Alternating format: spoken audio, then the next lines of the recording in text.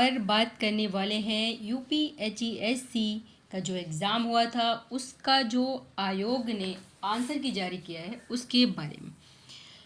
जी हाँ, ये है ज्योग्राफी का पेपर जो कि आप देख पा रहे होंगे और यहाँ पर जीके के क्वेश्चन हम कर चुके हैं और इसके बाद बात कर रहे हैं ज्योग्राफी के क्वेश्चंस की जो कि आयोग द्वारा आंसर दिए गए हैं। मलेशिया में स्थानांतरण कृषि को कहते हैं, तो यहाँ पर ए नंबर सही है, लदांग कृषि होती है ये। अब वहीं पर है निम्नलिखित को दक्षिण से उत्तर क्रम में व्यवस्थित कीजिए। इसमें अगर हम बात करें तो यहाँ पर आपका सबसे पहले जो आएगा वो आएगा फर्स्ट अर्थात पीर पंजाल, उसके बाद आएगा आपका महान हिमालय और फिर आपका आएगा जास्कर श्रेणी और लास्ट में आएगा लद्दाख श्रेणी अर्थात डी नंबर सही है। नेक्स्ट है यहाँ पर निम्नलिखित में से कौन एक महासागरीय और महाद्वीपीय प्लेटों के बीच अभिसारी सीमा का उदाहरण है। तो यहाँ पर है एंडीज पर्वत यानी कि सी नंबर ठीक है।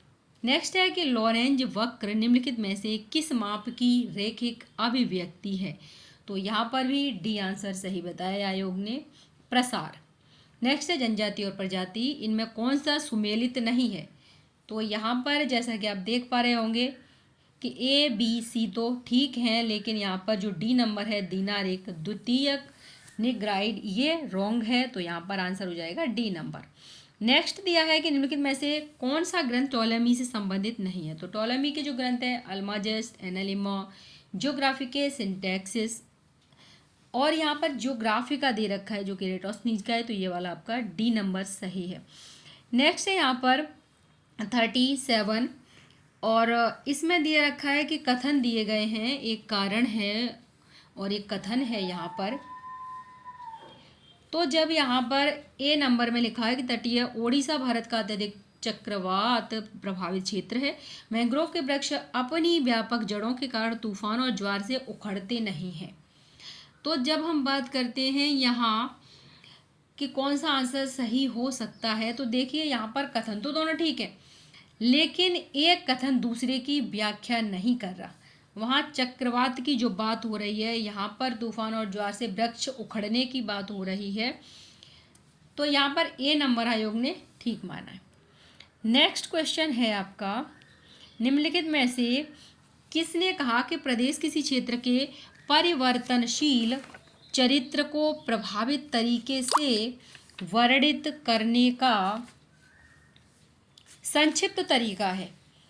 तो ये कथन दिया था पीटर हैगेट ने, अर्थात डी नंबर यहाँ पर ठीक है। नेक्स्ट है प्रायद्वीपीय भारत में पश्चिम की ओर बहने वाली निम्नलिखित नदियों को उत्तर से दक्षिण की ओर व्यवस्थित कीजिए।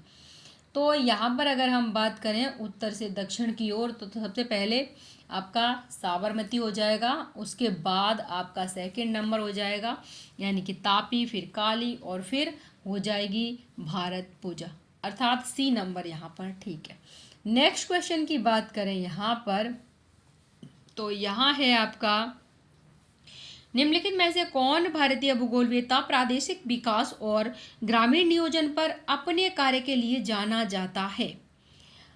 तो यहाँ बात कर रहा है प्रादेशिक विकास और ग्रामीण नियोजन पर अपने कार्य के लिए जाने वाले भूगोलवेत्ता की, तो यहाँ पर हो जाएंगे आरपी मिश्रा, अर्थात ए नंबर ठीक है। यदि किसी डेटा सेट का मानक विचलन 2.83 है तो उसका प्रसरण क्या होगा। तो इसका आंसर ए माना है 8। नेक्स्ट क्वेश्चन है निम्नलिखित में से सर्वाधिक कृत्रिम रबर उत्पादन करने वाला देश कौन सा है। तो ये हो गया है चाइना। नेक्स्ट है यहाँ पर चाइना, अर्थात ए नंबर ठीक है 42 का। 43 में अगर बात करें हम, तो यहाँ पर है एक तरफ योगदान है, दूसरी तरफ विद्वान का नाम है।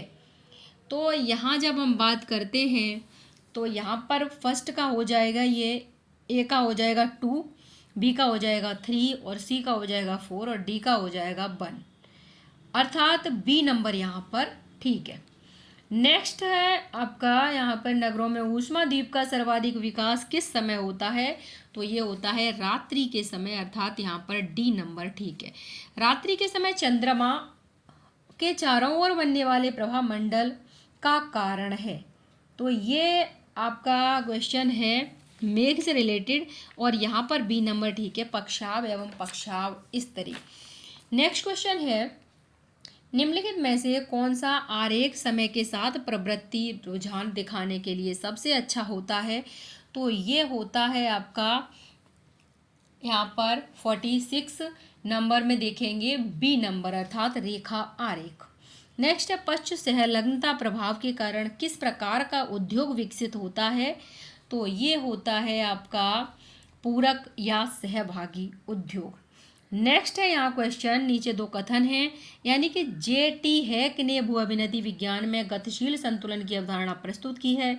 जे.टी. हैक ने इस बात पर जोर नहीं दिया कि भूदृश्य विवर्तनकीय उत्थान और अनाच्छादन प्रक्रिया के बीच संतुलन प्राप्त करता है। अब यहाँ अगर आप देखेंगे तो आपका एक कथन तो बिल्कुल ठीक है कि जे.टी. हैक ने भू आकृति विज्ञान में गतिशील संतुलन की अवधारणा प्रस्तुत की है, लेकिन यहाँ पर आर देखेंगे तो ये आर आपका गलत है। तो देखें बी नंबर यहाँ आंसर हो जाएगा। नेक्स्ट क्वेश्चन है यहाँ, कटिबंध संस्तर सिद्धांत का प्रतिपादन निम्नलिखित में से किसके द्वारा किया गया था? तो ये हैं ग्रिफ्थ टेलर महोदय। जी हाँ, रुको और जाओ निश्चयवाद वाले ही हैं, और इनके क्वेश्चन अक्सर ही एग्जाम में आते हैं। तो यहाँ ए नंबर ठीक हो जाएगा। नेक्स्ट क्वेश्चन है कि हिंद महासागर में निम्नलिखित जलडमरू मध्यों को पूर्व से पश्चिम के क्रम में व्यवस्थित कीजिए। जब हम इसे पश्चिम के क्रम में व्यवस्थित करेंगे तो सबसे पहले कौन सा आएगा? तो फर्स्ट आएगा मलक्का, उसके बाद आएगा पाक जलडमरू मध्य, फिर हारमुज जलडमरू मध्य, फिर आएगा बावैल मंडे। तो यहाँ पर इन्होंने ए नंबर ठीक माना है। नेक्स्ट क्वेश्चन की बात करें तो ये है, स्मिथ ने सामाजिक खुशहाली की गणना हेतु कितने संकेतकों का उपयोग किया है? तो ये है 7 संकेतक इन्होंने माने, अर्थात डी नंबर। नेक्स्ट है, निम्नलिखित में से कौन सा शब्द किसी प्रजाति की आवास आवश्यकताओं की स्थिति के साथ साथ उसकी कार्यात्मक भूमिका का वर्णन करता है? तो इसमें आपका जो आंसर ठीक हो जाएगा वो हो जाएगा पारिस्थितिकी नीति। आगे बढ़ेंगे और आगे देख रहे हैं आप यहाँ पर 53 क्वेश्चन है, और इसमें दे रखा है कि नगरीय धूम कोहरा का कारण नहीं है। कौन सी गैस ऐसी है जो कि नगरीय धूम कोहरा का कारण नहीं है? यहाँ पर माना है डी नंबर, अर्थात कार्बन मोनोऑक्साइड। नेक्स्ट क्वेश्चन है यहाँ, और यहाँ पे भूदृश्य है निर्माण की प्रक्रिया है। तो इसको आप जब मिलान करेंगे तो देखेंगे कि जो आपका ए है उसका हो जाएगा सेकंड नंबर, अर्थात ड्रमलिन हिम नदीय निक्षेपण हो जाएगा, और बी है उसका हो जाएगा थर्ड नंबर, अर्थात नदीय निक्षेपण हो जाएगा। और यहाँ पर इंसेल वर्ग है वो आपका हो जाएगा वायु अपर्दन, अर्थात सी का कौन सा हो जाएगा? फोर्थ नंबर हो जाएगा। और जो टोम्बोलो है उसका हो जाएगा तटीय निक्षेपण, अर्थात डी का 1 हो जाएगा। यहाँ पर आयोग ने माना डी नंबर। नेक्स्ट क्वेश्चन है, उसका आंसर आप देखिए, भौगोलिक आंकड़ों के स्थानिक प्रतिरूप की पहचान के लिए निम्नलिखित में से किस विधि का उपयोग किया जाता है?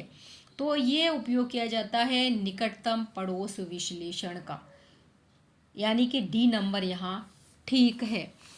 नेक्स्ट क्वेश्चन की बात करें तो नेक्स्ट क्वेश्चन है आपका ये, नीचे कथन दिए गए हैं यहाँ पर। पहला है, मध्य मंडल अर्थात मेसोस्फीयर वह परत है जहाँ उल्काएं पृथ्वी के वायुमंडल में प्रवेश करने पर जल जाती हैं।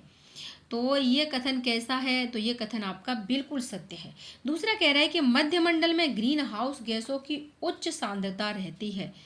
तो उच्च सांद्रता यहाँ पर गैसों की नहीं रहती, ये आपका रॉन्ग है। यहाँ पर आंसर हो गया बी नंबर। नेक्स्ट क्वेश्चन की बात करें तो नेक्स्ट है आपका कि महासागरीय आकृति और अवस्थिति, यानी कि मध्य अटलांटिक कटक, मैरियाना, महान बैरियर रीफ और जावा गर्त, इनको आपको महासागर से मिलान करना है।